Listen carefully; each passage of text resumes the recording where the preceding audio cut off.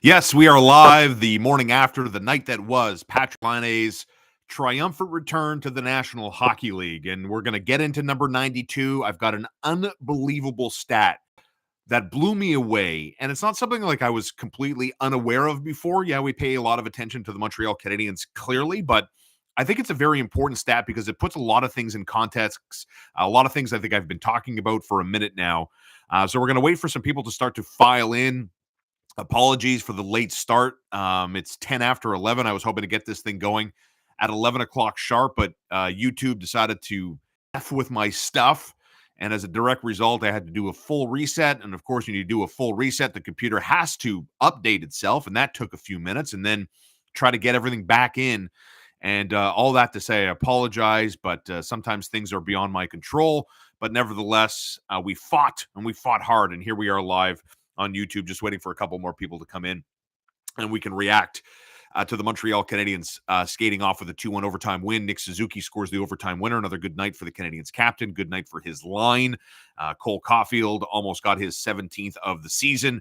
But nevertheless, the Montreal Canadiens picked up a big win. And you know, if you've been paying attention to me and my channel here for a little while, including yesterday's video I put out, as I try to put out daily content, mostly around the Montreal Canadiens. And if you have any other ideas, things you'd like perhaps for me to weigh in on, talk about, give a little bit more coverage to, I can definitely do that because it's already starting to think about what the springtime and the summer months are going to look like on this YouTube channel. So starting to strategize. And as you can see there, I'm a little bit of a golfer because behind that bag are like two other bags that are also filled to the brim with golf clubs. So you might want to start getting ready for some golf content as the winter months leave us behind and we get closer to a golf season locally here in Montreal, Quebec, Canada.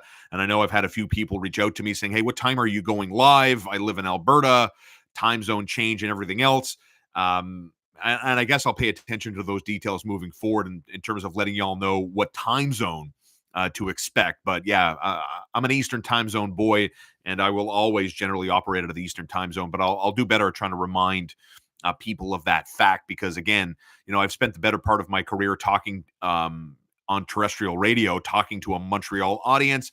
And granted, yeah, we do have, you know, people from the rest of the country that listen to us, but mostly, you know, my audience is Montrealers, right? So that's who I talk to. But I'm good. I can recondition myself to start thinking outside of the Eastern time zone. But let's talk about Patrik Laine. As you know, if you watched me yesterday on the video I released about this changes everything for the Montreal Canadiens, and listen, you know, I'm studying YouTube. I'm trying to get this algorithm down, trying to understand what people like and what people consume, and you know, capital letters, bold font, clickbaity headlines. It's a thing on YouTube. Like I ultimately want to pay it off. If I'm going to say this changes everything for the Canadiens, I hope I want to pay it off, and I hope I can convey that message. And I'm going to give you a stat that I think is absolutely crazy and brings the Canadiens into context. Thank you, Roberto. Glad to see things are working now. Finally, Roberto was the one that first let me know that my microphone wasn't working. But the other problem is, and maybe some of you YouTube nerds can help me out here. Like all the settings on the live stream, because I'm doing this through youtube.com, all the settings show live chat replay. And I get a lot of messages as I do this live, but for whatever reason, like nobody could see the messages. And I find that terribly annoying. And I'm very close to going to a third-party streaming service that connects to my YouTube that has live comments, and you can see them come in and we can all react to them together. But I'm not the biggest fan of the tech behind YouTube right now, but maybe it's a me thing, not so much a they thing. But here's the crazy stat. Let's get into it right now, because yesterday's video was about this changes everything for the Canadiens. I have chosen to read a lot into a soft spot on the Habs schedule. I went through it yesterday. I'll try to link yesterday's video in the description of today's live hit on youtube.com about the 5-game homestand that the Canadiens got off to on a winning foot in a 2-1 overtime win over the Islanders yesterday. And I like the way they played. I like the tempo. I like the pace. I like that they had juice. I like that they had jam. And in yesterday's video, I was about how important that 5-game homestand is. They have to look good. They have to be competitive, because I do think Ken Hughes and Jeff Gorton are looking at the texture of the players on the ice, and wondering about their future roles with the Montreal Canadiens. And I'll get into the defensemen because I think the collective on the Habs blue line has turned a corner. And I'll get into some numbers in a second. But here's the crazy stat, blew me away. The number is 225. That's the amount of games Martin St. Louis has coached as a member of the Montreal Canadiens. Last night, was game number 1. So those are two important numbers to keep in mind today. 225 and 1. 1 is the number of times Martin St. Louis has had a complete lineup to coach. 1. And it was last night, where he had his full complement of players. Full complement. Patrik Laine, of course, for the uninitiated, brought in the late summer months, gets hurt in a preseason game with Toronto, misses 24 games, makes his Canadiens regular season debut last night. And that was the first time that Martin St. Louis had the full complement of his roster on the ice in a game. Blew me away. Because all I do is think and react in real time. And I think I'm just so used to the team being bruised and battered and hurt that, like, last night was the first time? Like, when he took the job and he looked on paper at the roster of his players, is like, okay, I can work with this, I can work with that. But now with Kirby Dach in the mix, with Patrik Laine making his debut, Mike Matheson back, finally Martin St. Louis had his full lineup card yesterday. And, I think I've been consistent here that it's hard to judge certain players. It's hard to judge the team entirely for a few different reasons. Knowing that, yes, Ivan Demidov, who my pal Mitch Gallo thinks is a lock to drop 100 points, obviously not with the Canadiens. Jacob Fowler, and the fact that he's tearing it up and has been tearing it up for a season and a half at NCAA Division I levels. David Reinbacher, the Canadiens' 5th overall selection. They go with the defenseman in a generational offensive draft, and they go with Reinbacher at 5 overall, who, by the way, I gotta say this as a quick add-in here. I don't know if you're aware of this, but David Reinbacher, who's like Patrik Laine, had a devastating season-ending injury. And the old way of operating through pro sports teams, not exclusive to the NHL, is that if you're hurt and on the shelf for a prolonged period of time, you were never really considered a member of the organization because they were playing, they live in the here and now. They live in, okay, today's a game day. All the efforts, all the attention goes into the roster players, the people that will be performing in the game. And Reinbacher is obviously not that. But the Montreal Canadiens have decided, and they've done this. They did it with Laine. They did it with Raphael Harvey-Pinard, and David Reinbacher is not different. And what they're doing is they're bringing these players into team meetings and keeping them up to speed with the strategy, with the philosophy, with the concepts. And so I think it's a brilliant, logical decision that while David Reinbacher isn't getting fat and sassy sitting in his condo watching the world turn and the games go by, David Reinbacher's in these meetings so that eventually when he can start skating and start practicing and hopefully start playing soon, the transition period won't be as long, won't be as turbulent. And they're going to try to make it as seamless as they possibly can. So good on the Montreal Canadiens for what I think is a modernized, logical approach. But to take it to last night, and let's react this morning to the night that was, the fact that Martin St. Louis made his debut last night with the full complement of roster players, I think should calm some people down, and myself included. We spoke about that in the context of the goaltenders, right? I have a hard time coming up with hard opinions, like I want to have a point of view, and I want to convey my point of view to you clearly. But I have a hard time having a strong point of view, having something to say about analyzing the goaltenders. In particular, a guy like Caden Primo, who Pierre Maguire described on TSN 690 as a B-level prospect.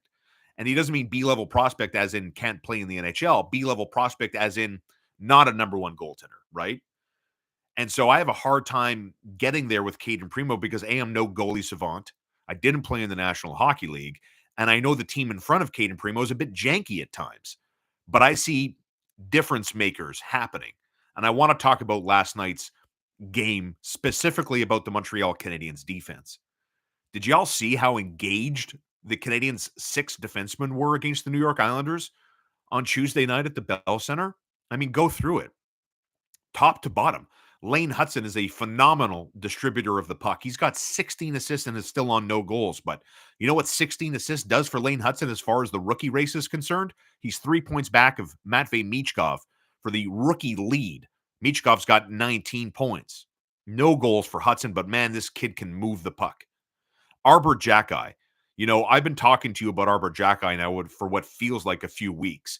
Arbor Jacki had 5 shots that hit Ilya Sorokin yesterday. 5 from Arbor Jacki. Remember how much offense Jacki brought in his rookie season, and then he became the sheriff and was punching people's lights out, and I think totally got wrapped up in that sheriff persona and who he needed to be on the ice. The Montreal Canadiens collectively, from their defensemen, had 27 shot attempts.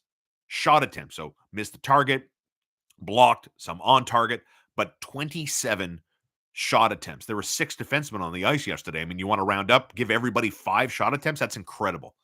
That will do a world of good for this team's depth, for its competitive balance in a game where you're not solely, looking at one player who's got it going tonight. Like, oh, Brendan Gallagher, you're the man. If you don't score for us or create opportunities, we don't stand a chance. Or the same thing for the top line. Knowing that Mike Matheson is scoring, ringy-dingy off the crossbar in the first period, Jaden Struble more engaged, Arbor Jacki more engaged, Lane Hutson's vision is unquestionable.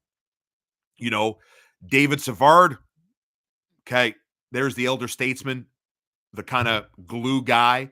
And, I'll give him some credit. A couple of times when the Canadiens were hemmed in last night, he was calm, got the puck at his feet, had a good breakout pass, and the Canadiens were able to get out of trouble. But it's, it is what it is in the reality of the Montreal Canadiens defensemen, because, when we spoke about the potential 4 unrestricted free agents in Savard and Armia and Dvorak and Jake Evans, it's impossible for me to see any substantial return for any of those players. Jake Evans is having a hell of a year in a contract year.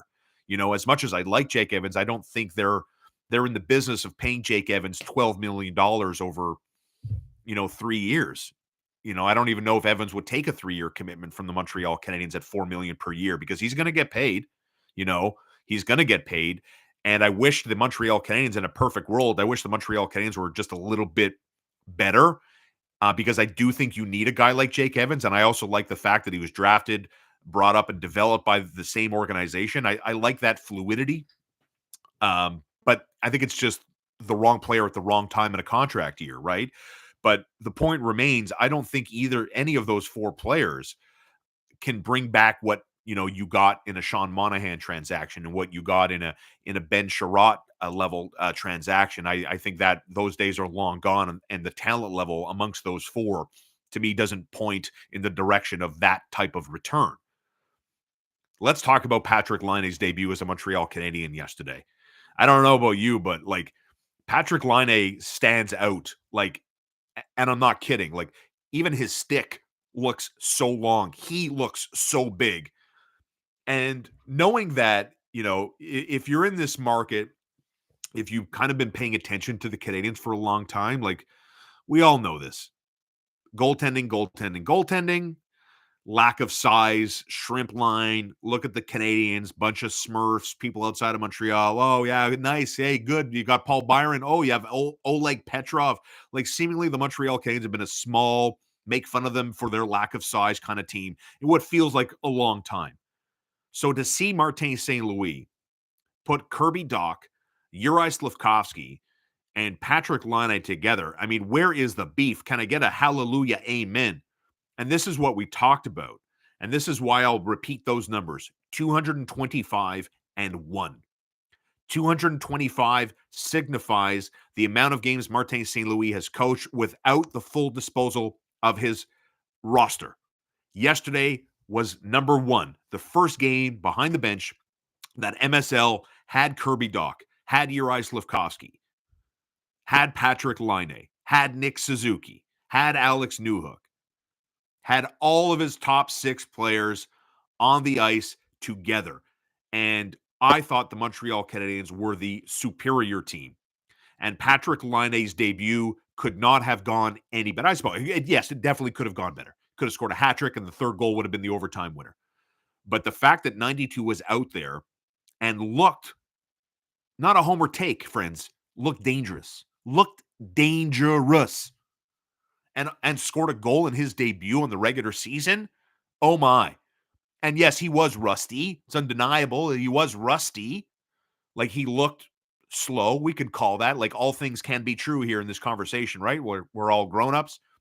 Things can be true in a good and bad way. He looked slow. His line mates looked a lot faster. I thought the game had to slow down when 92 was out there, and there were a couple of times where his passes weren't leading his teammates. They kind of had to stop, slow down, but I don't give a bleep. I don't care. If that's rusty Patrik Laine, oh my. Get ready for non-rusty looking Patrik Laine, and what's that going to look like? And what does that do for Kirby Dach's confidence in his own game? I love that Juraj Slafkovsky was along the post on the power play when Patrik Laine ripped it by Sorokin. Because if you remember when Slafkovsky saw Laine for the first time and they were sharing a sheet of ice and practicing together, he was like, dude, I can't believe this guy shot. Okay, I see why he got the contract. I see how he scored so many goals. And I love that Slafkovsky had the best seat in the house to see 92's goal to get the party started for Montreal. And I looked at this 5-game sample size at home here as a soft spot in the Canadian schedule. And it's funny too, because Washington lost on Tuesday night. Pittsburgh is on a heater. Pittsburgh's won 4 in a row. They beat the Stanley Cup champ Florida Panthers Tuesday night. Montreal's got Nashville on Thursday.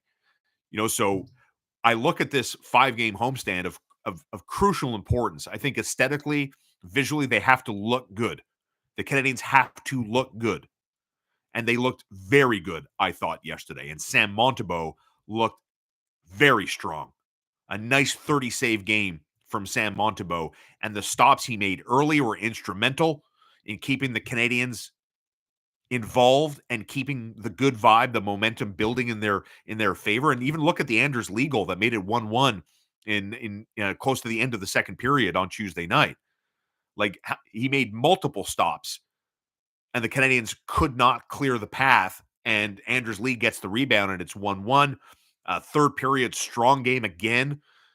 Too bad Cole Caulfield couldn't score on the breakaway. Nick Suzuki had his chances, and Montreal wins it in overtime on a nice bounce from Nick Suzuki, who goes to the net, and they move on to Nashville Thursday. Listen to it on TSN 690, but there's something about this 5-game homestand where Montreal has to prove it to management that this rebuild is still on track and that the confidence is there, legitimate confidence, that it's there in some of the personnel that's on the ice, that you can move forward with some of these players. Because in the best case, worst case, Canadiens do really well. They win games, pick up points, and dominate in this 5-game homestand. Worst case is the opposite of all of those things, clearly.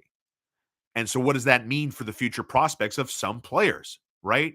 Like, if Caden Primo comes in and gets cracked again, if Jaden Struble looks like a sieve, can't shut anything down, that's going to be a problem. If you don't see a lot of forward growth, a lot of forward progression, how can you strategize with confidence, not in the next 10 games, but like next season? Like, what's that look like? Like, there's still moving pieces on the chessboard, and seeing if those pieces are viable, and can they build a good fundamental strategy that you can build off of. And I honestly believe that's what the Canadiens are doing. And as we round the quarter pole, and we rounded the quarter pole, yes, you are who you are this deep into the season, but the Montreal Canadiens are better than the record we've seen them play up to, 31st out of 32 teams in the National Hockey League. I don't think they're that bad, and I have not been the fire MSL, Gorton or Hughes are the wrong guys. Like, I read all the comments y'all post on the YouTube channel. I read them all. And I comment on most of them. I'm trying to be good at commenting on most of them. And like, sometimes I'm chilling on the couch at home with my dog, and I'm going through the comments on whatever video I posted. It's like, mistake hiring Gorton. MSL, Pee Wee coach, can't do this, can't do that. Like, sometimes we have to understand that these guys, Martin St. Louis in particular, does not think like I think. Like I'm a Joe Schmo. I don't know what it's like to excel at the highest level of pro sports. Good grief. I can only fantasize about what that's like. I don't relate to that at all. But what I do know, being around pro athletes, NHL, otherwise, they don't think like we think. Martin St. Louis and his players want to be challenged. They don't get to the NHL.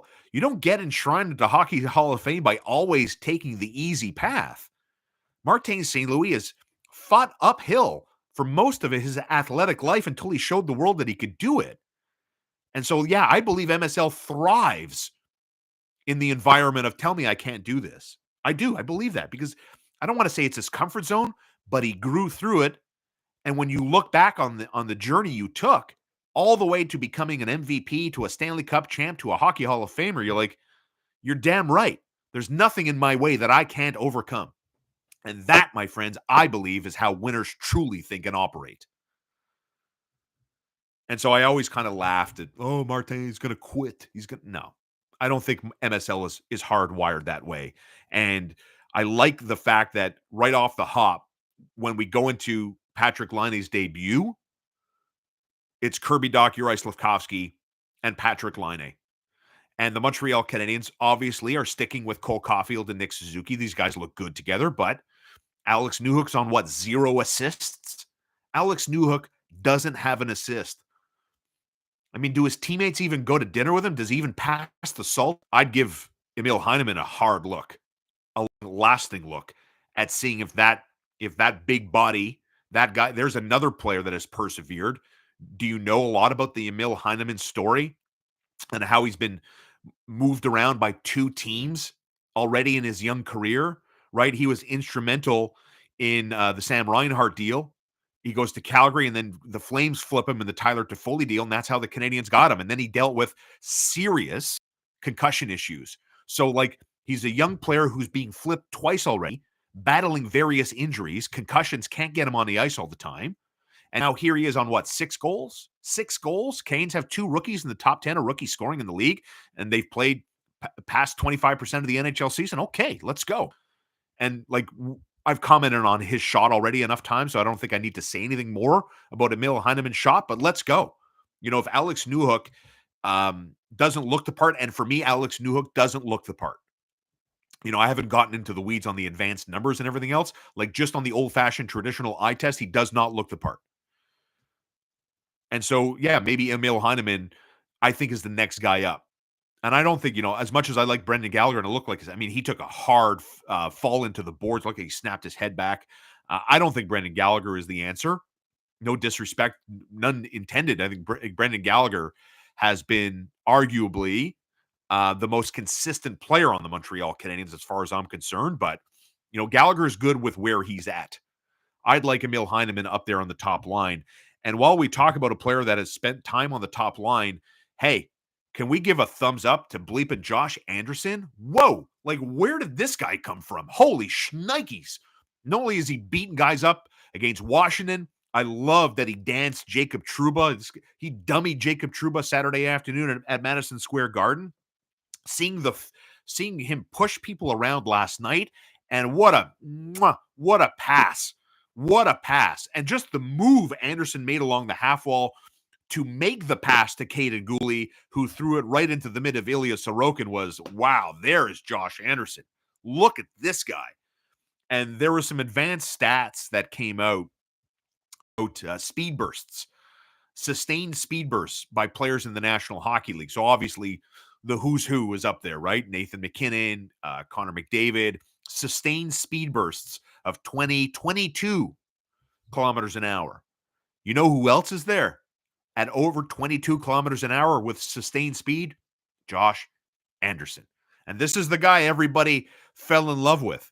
You see the size, you see the absolute warp speed this guy possesses, and you see him throwing knuckles around. You're like, oh my God, can you plant Josh Anderson in a field so I can grow a whole crop of this guy? He is the perfect player. So I'm happy for Josh Anderson. that he's performing at the level that he's currently performing at and helping this team. This guy's taking on a leadership role, and I love to see it. And part of me thinks that he looks the part because he's not top six and he's not burdened with the pressure of, hey, Josh, I need you to score tonight, man. If we have a chance, I need your offense tonight. Like, I think he's been reassigned to play good defense, use your speed, be physical. If the offense, the goals come, happy to have them. But we're not looking at you almost exclusively to be the straw, right? That stirs that drink. So I'm happy for Josh Anderson. Great to see Sam Montembeault in a statement game. And obviously the night belongs to Patrik Laine scoring in his first game. And if that was the rusty version of Patrik Laine, holy crap, what is this guy going to look like once he finds his groove, And there's one thing, we know Patrik Laine has been dealing with some mental health problems. Big reason why he hasn't played an NHL game in almost a full calendar year. December 14th with Columbus was the last time he played a regular season game prior to Tuesday against the Islanders, where he scored. And, I have no problem with him calling himself out to a degree, right? Like, he said to Mark Denis on Bell Center Ice after the game that he thought he didn't play a strong game. That's fine. There are many times, like, if I play golf and, I shoot 73 or something like that, and I'm like, I could have done better. We can be our own worst critics at times, but there's one thing about Patrik Laine after the game was over that he said that kind of bothered me, and I hope, someone steps up, whether it's his therapist or a teammate or a coach or a manager, when he talked about how he felt that he didn't deserve it. No, bro. No. Don't say that stuff, man. You don't got to say that, I hope you don't feel it truthfully, because you deserved everything you got you saw it in the first period when he danced. I forget who it was, but he made a move, right, and broke free a little bit. And you heard the reaction from the fans at the Bell Center. Like, everybody, this market loves star players, and they've been so hungry for a star player. When they see a flash of it, people get very, very excited. And I don't blame them. I'm part of this. I'm as I've said for years, I am so tired of the Stefan Richer, Mats Naslund. As much as I love those players as a kid growing up, I am so tired of them being the benchmarks, man. Like, 110 points from Mats Naslund. When was that? 85, 84, 85? Like, it's 2024. Like, I'm ready for something else, And no disrespect, these guys are good players for the Canadiens, Scoring 50 goals ain't easy, but like 89, 90, 91, like, okay, it's enough. I'm ready for something else other than a goaltender, making the all-star team. Let me see Cole Caulfield score 40 goals this year, Let me see Nick Suzuki have an 85-point season, Let me see Patrik Laine have a prorated 42-goal season, and stay healthy, my friends. So I'm with that context, it was a breath of fresh air to see a big, beefy line like Laine, Slafkovsky, and Kirby Dach. And good on you, Martin St. Louis. Last week on this channel here, I was critical of MSL, knowing where the Canadiens were in the standings, right? Like 31st out of 32 teams, 1 point up on Chicago for the distinction of having the fewest points in hockey. And yet they're moving Dach on the wing. They're moving him to the fourth line. But yet they still play him on the power play. They bring Joshua Roy from Laval. They play him 11 minutes on a checking line. And I'm thinking at the time, like, why? What's the point? Why are you so safe? Why are you so conservative?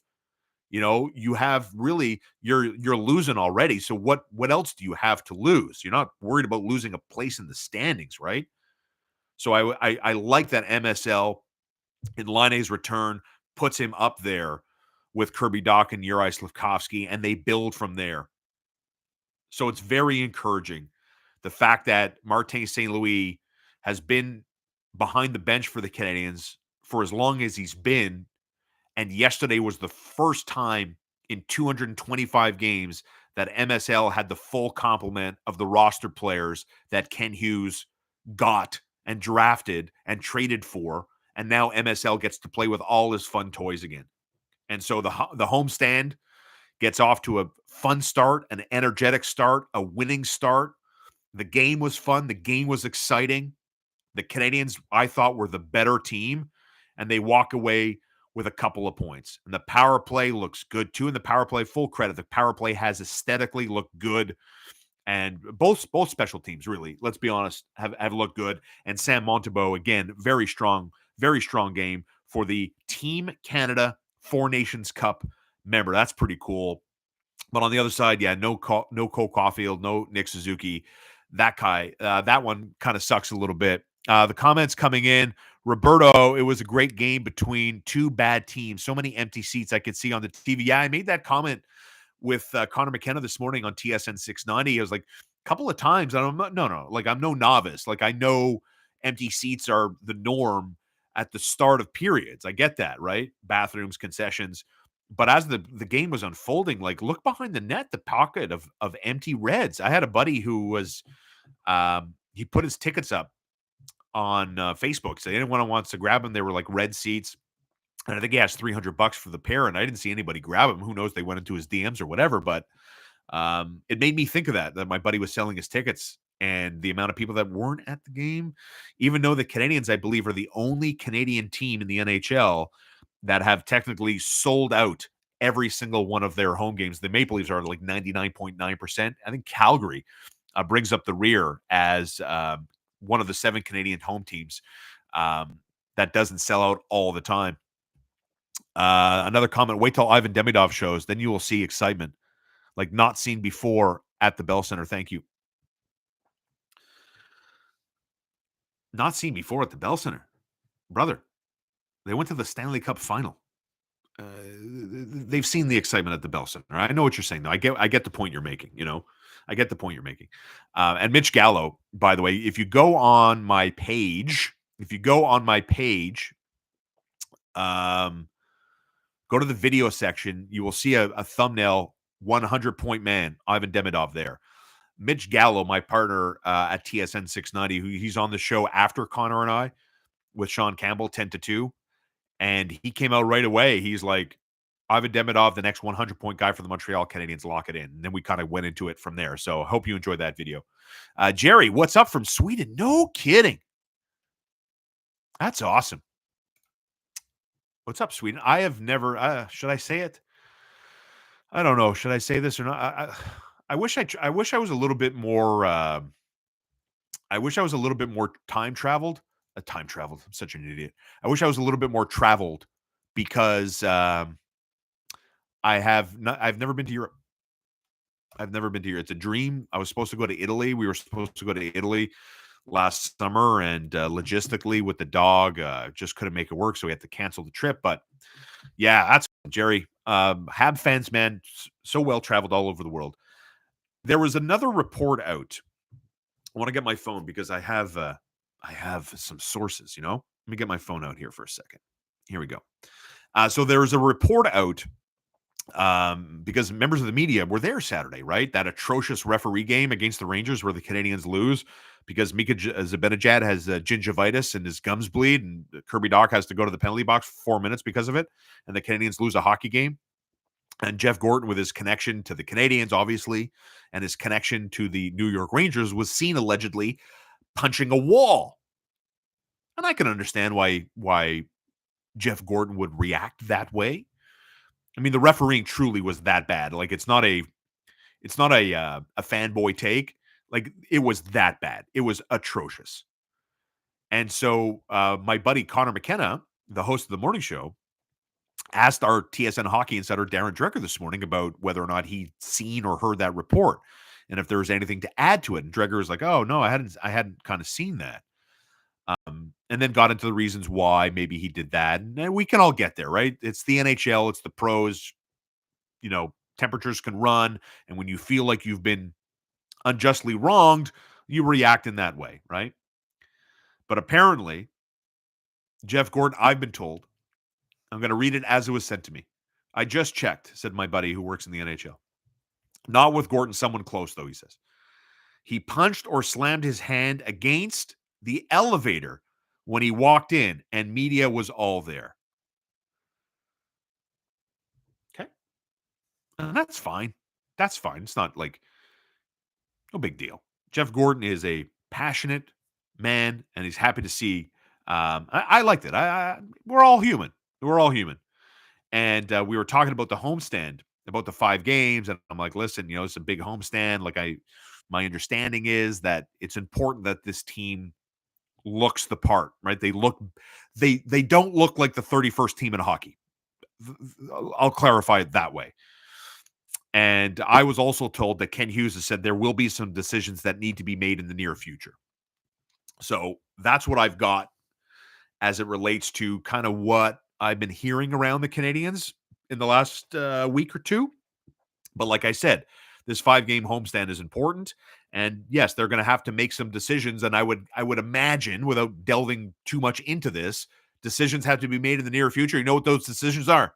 They've got 4 unrestricted free agents they have to deal with. Jake Evans, Yoel Armia, Christian Dvorak, and David Savard. They have to deal with that. Rick Spaghetti, was Jeff Gorton mad at the team or at the rest? Pretty sure it was the latter. Absolutely. I don't think I watched that entire game against the Rangers. Canadiens were good, man.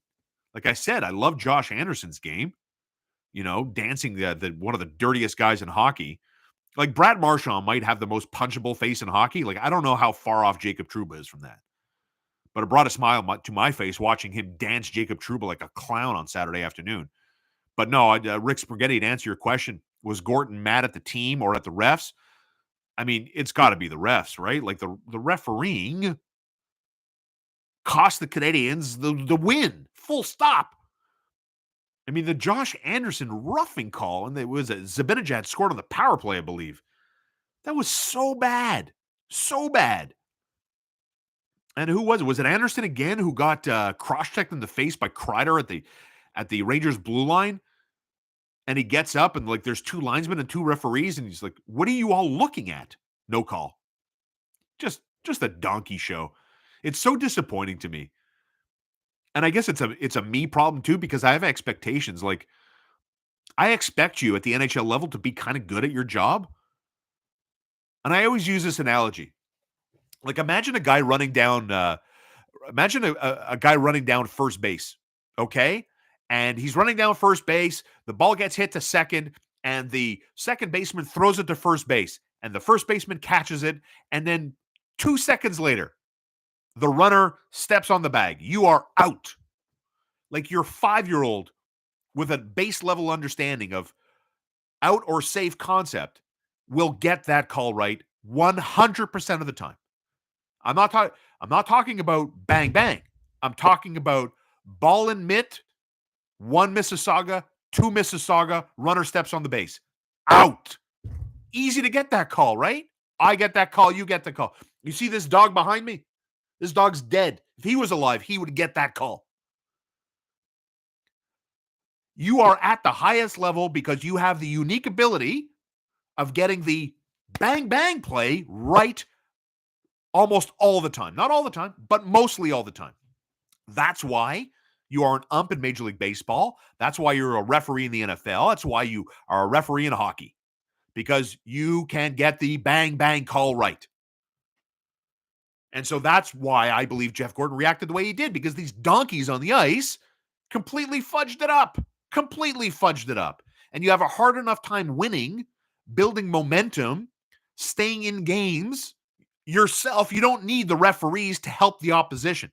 How many times has Martin St. Louis in the last 4 weeks said, "Can we stop, please, helping the other team? Can we stop throwing up on ourselves?" That's been an MSL line for what feels like most of the season.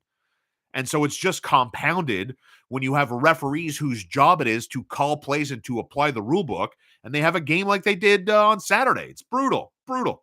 Can't stand it. I have no tolerance for it.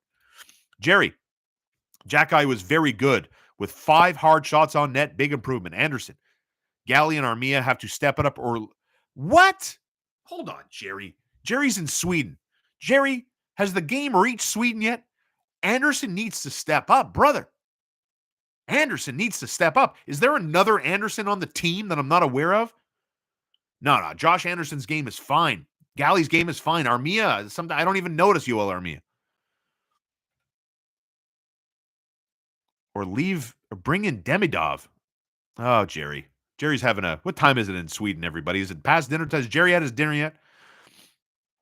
What team in the league can say they're top 6 first-round picks? Not many. I don't disagree. Emil Heineman and Lane Hudson. Lane Hudson, second in rookie scoring with 16 points.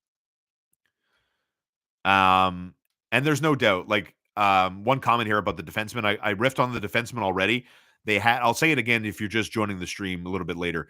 The Montreal Canadiens defensemen have turned a little bit of a corner here. Arbor Xhekaj had 5 shots on net. Collectively, every single defenseman that played against the Islanders on Tuesday had at least 1 shot on net. All 6 of them. Xhekaj led them with 5, but collectively, they had 27 total shot attempts, and I think 12 went on target. So almost 50% of the shot attempts or the shots that landed on target came from the stick of Arbor Xhekaj. And there were a couple of moments where Xhekaj showed confidence, circled around the net, came up to the top, the middle of the blue line, ripped a shot, tried to create a rebound opportunity. So collectively, the Montreal Canadiens defense has looked a lot better. And Arbor Xhekaj, full credit.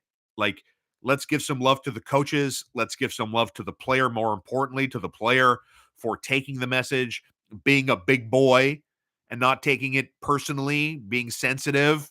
And Arbor Xhekaj definitely is a much better all-around defenseman. You know, even on Saturday, go back to Saturday, didn't want to fight. Moment didn't need Arbor Xhekaj to fight. So smart.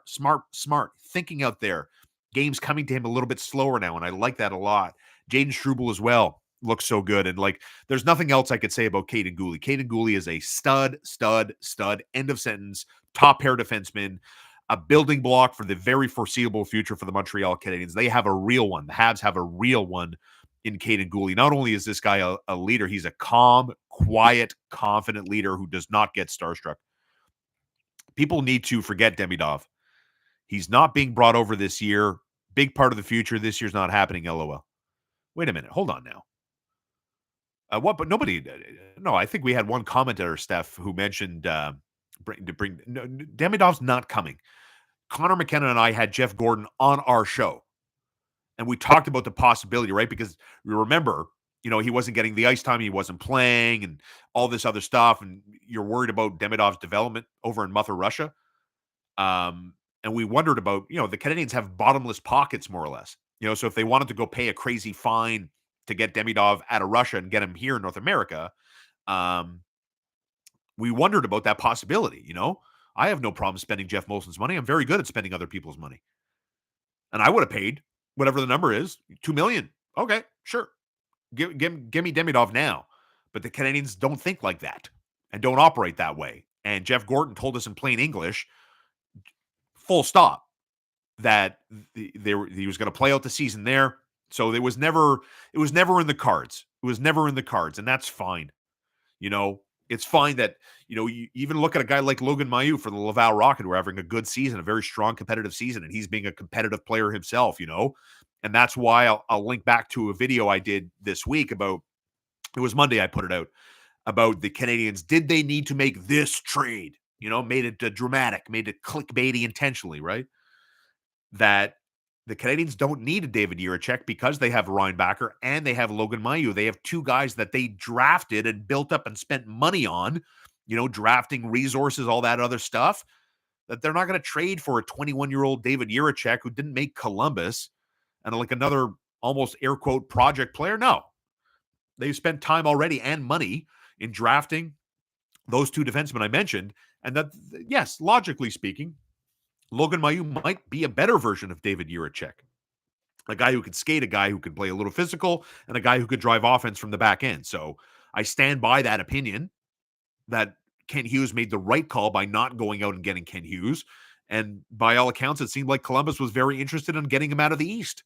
And so you put all that together, it just makes all the sense in the world that Montreal didn't go and get that. Jerry, Arbor Xhekaj 6'5". Yes, thank you. The wheels hit the road in October for this team. And I'll repeat it. The crazy stat we learned yesterday, Martin St. Louis, 225 games coached. Yesterday was game number 1 of his tenure where he had the full disposal of all his toys that he got to play with. You know, and we've spoken about that, you and I, together now for a while. You know, let's wait. Go read some of the comments. Go read, please. Go read. I'm not just talking out of my ass. Go read some of the comments where I feel like I'm trying to talk people off the ledge. MSL needs to go. I'm like, wait. Let's wait. I stand by it. MSL is the right coach at the right time for this team. We can have this talk when we agree that the Canadiens are ready to be in the mix. We can sit here and we can hash it out in the comment section together. Can MSL be the guy that can take the Canadiens to the next level? Different conversation, and this is not the right time to have it because we haven't seen Jacob Fowler, we haven't seen Demidov, we haven't seen Reinbacher, and what those guys are going to look like when Slafkovsky is older and Caulfield is over and Patrik Laine is healthy and Kirby Dach has found a home down the middle for the Montreal Canadiens. And tip of the cap to Martin St. Louis for making that decision. I love to see it. Let's go. Let's go. Kirby Dach, Patrik Laine, Juraj Slafkovsky. I don't need to see Kirby Dach on the wing, on the fourth line. I don't need to see it. He is the biggest X factor on the Montreal Canadiens, Kirby Dach. I know it and you know it. If this guy can hit as a depth center, if he could be the number 2 center behind Nick Suzuki on the Montreal Canadiens, the rebuild is going to go well. It will go well. And if he's not that guy, the rebuild, I'm afraid to tell you, is going to be setback. Because, you're looking at Michael Hayes, yada, yada, yada. I don't know. I don't think he projects to be a number 2 center at the NHL. Sad to see that he wasn't on Team Canada's roster, And that in and of itself sucks. It's a little bit of a momentum zap. The World Juniors, you don't have Michael Hayes there to watch. The Four Nations Cup, Sam Montembeault. How much is Sam going to play? I don't know, to be determined. No Caulfield, no Suzuki. I'll be honest, it takes a little of the sizzle away for me personally. I have a little bit more skin in the game, if you want, when some of the players that you cover, that you talk about, that you react to, that you want to see be developed and play well, that they're not going to be playing, Lots of comments coming in. Stéphane Leblanc, merci Steph, comment ça va, mon gars? I like Mailloux. I've liked Mailloux since his days in London. Huge steal. Mais oui, mais. Vraiment excité pour mon gars, Logan Mailloux. Je pense que c'est un vrai joueur. I'm very excited for Logan Mailloux, too. I think he's, the Canadiens are lucky to have him. And listen, they got bit in the ass for drafting the player. Not going to lie. Go look up Logan Mailloux. I'm not going to get into the details. But remember, he asked not to be drafted. And the Canadiens said, oh, yeah? Okay, well, thanks, but we're going to draft you anyway. The old adage, if you can ball, man, people are going to take flyers on you. There's no doubt. They will let MSL have his time with Ivan Demidov before they make future decisions. Thank you, RSEA. Thank you for the comment today. And that's it. That's the other layer to this. That's the other layer to this. Today's headline for the live YouTube conversation, the morning after the night that was, this crazy stat is crazy. And put it in context, keep it filed away in your memory somewhere. And when the Canadiens are struggling and the compete level isn't what you want it to look like, understand, still year 3 of a rebuild, and they still don't have Ivan Demidov yet. Okay? That's all. And it's also interesting. I like this. My partner brought this up. Connor McKenna brought this up today. And it was a good point talking about the rest of the Atlantic Division teams. Look at Ottawa. Look at Detroit. Look at Buffalo. Bro, did you all see what happened to Buffalo yesterday? So the Colorado Avalanche, one of the 2 teams that have conceded more goals than the Canadiens have. Colorado went into their game with Buffalo yesterday. The Avalanche have conceded 92 goals prior to last night. And what happens? Buffalo has a 4-0 lead. A 4-0 lead. Georgiev gets pulled. Who's their backup? Scott Wedgwood's their backup, right? So Georgiev gets pulled. And remember last week, this guy's breaking his goalie stick off with the crossbar. He's throwing tantrums. And so 4-0. Buffalo lost the hockey game on an Arturi Lehkonen winner in the 3rd period after Nathan McKinnon tied it up. Holy cow. So let's keep all the big picture. The big picture is the rebuilding teams around the Canadiens. How are they looking? What are they doing? Contrast that with the Montreal Canadiens. Right? I mean, the Ottawa Senators have a lot of good pieces, but they got a stinky goaltender who hasn't found a home yet in Linus Ullmark, right? They've got Sanderson, they've got Tim Stützle, they got veterans, they got tough guys, players with edge in Ottawa, but where are they on the Canadiens? 3 points up on the Habs? Okay, cool. Buffalo too. Like, okay, cool. So that for me provides a little bit more optimism, I believe, knowing that I think the Canadiens are going to be set up and that we're not going to have to wait that much longer. But yes, a lot hinges on Ivan Demidov, who my pal Mitch Gallo says is a lock to drop 100 points. RC, love you. Love your show. Great job. Thank you, RC. Very kind of you. Costa, last night, Slafkovsky finally played big.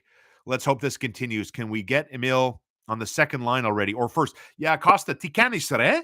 I made that point already. I put Emil Heineman on the top line. I take Alex Newhook. I wouldn't even go to dinner with Alex Newhook because I'm afraid he's not even going to pass me the condiments. He doesn't have an assist this season.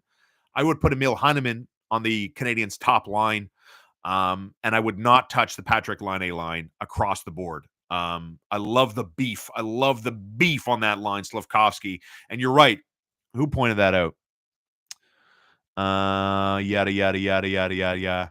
Someone says Struble is struggling hard. I disagree. I think he did struggle hard, but I don't think he's struggling as hard.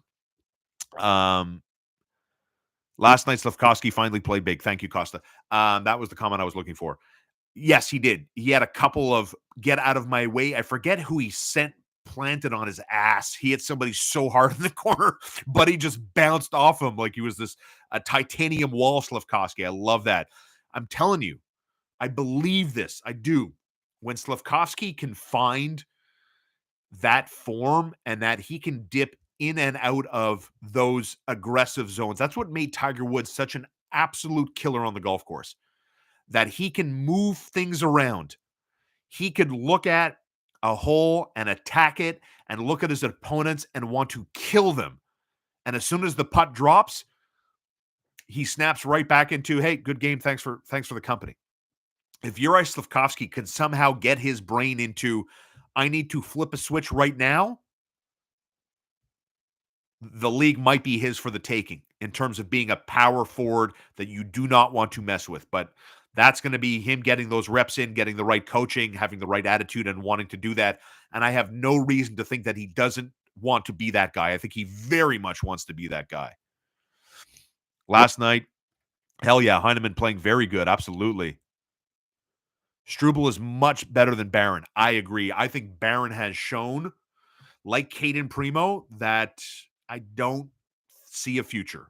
I don't see a future. I do believe the Montreal Canadiens have a little bit of a goalie problem, and I'd like to see them kind of tackle that and figure out. I'm not scared of the waiver wire with Caden Primo. Let's call it right now.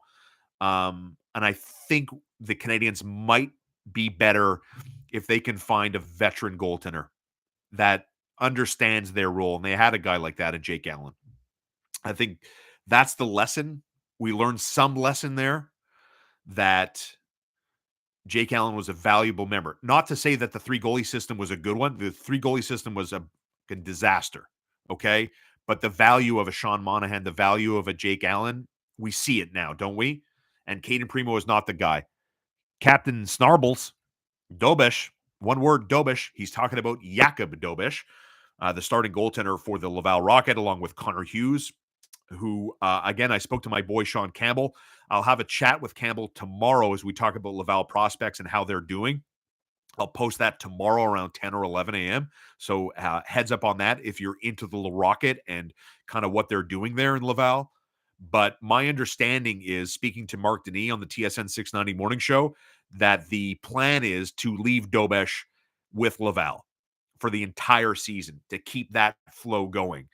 But there is the Connor Hughes possibility. Connor Hughes came over from Europe where he played pro hockey before coming back to play in the American Hockey League. Maybe there's a path where Connor Hughes is the guy that they look at, but a lot of things have to happen. And that's why I busted out the old phone, and I'll do it again right now. I'll read to you what I was told this morning by my buddy in the National Hockey League when we spoke about Jeff Gorton allegedly punching a wall at MSG Saturday, but that he punched or slammed his hand against the elevator when walked in, and media was all there. So that's the story there. And then when I was talking to my buddy in the league about the 5-game homestand, because yesterday my video was about the importance of this 5-game homestand and how the Canadiens have to look good, or else there might be some changes here. And what I was told on that was Hughes has said there will be some decisions that need to be made in the near future. End of conversation. So near future, I can't put a timeline on that. But decisions, what conclusion can I get from that?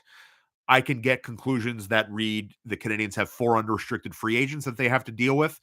And maybe that's the near future, that they're going to be looking at exploring moves that involve David Savard. But like any of those 4 guys, Jake Evans, I think, has the most possible value in a transaction, but he's in a contract year. So like he's going to be a rental deal if the Canadiens do have designs of moving Jake Evans.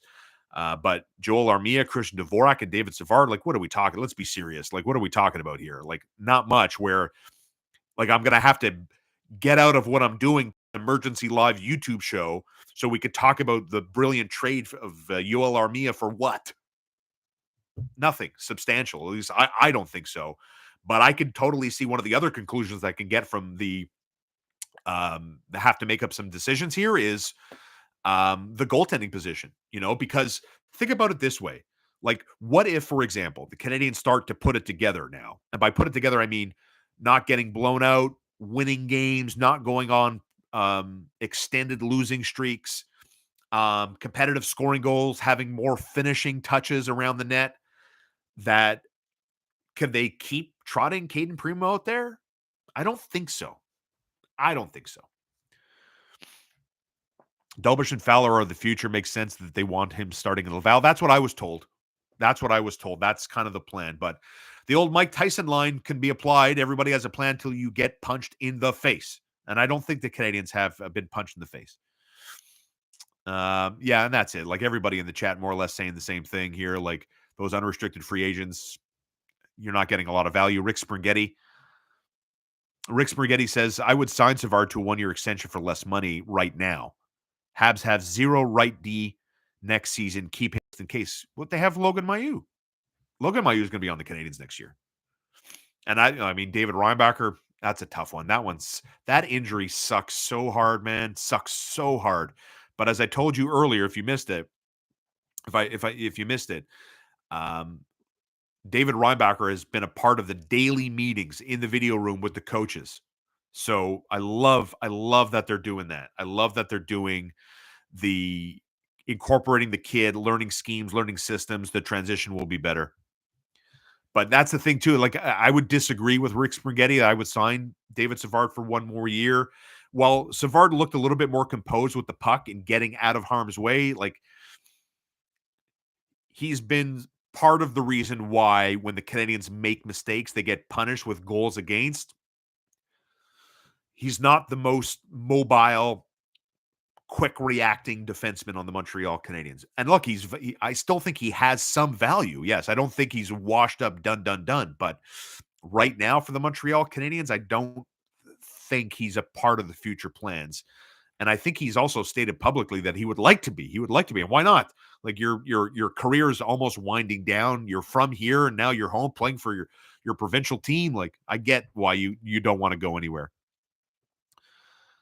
Stéphane Leblanc, losing games is a good thing while we wait for Demidov. Why not grab yeah. I mean, yeah, the whole losing thing, I don't know if I thought this summer if the Canadiens were going to be in the business of drafting top 5 again, because I didn't want to go through 4 or 5 months of us looking